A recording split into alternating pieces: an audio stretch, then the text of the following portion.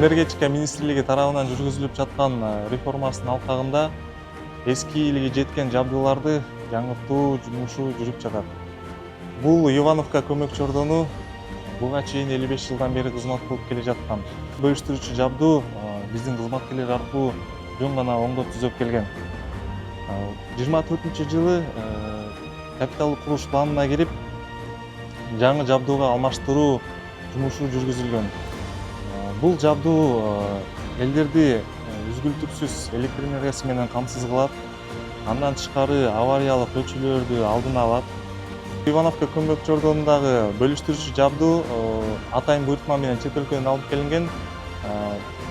Баш аягы менен жумуштары менен биригип 26 миллион сомдон ашык сом каражат сарпталган.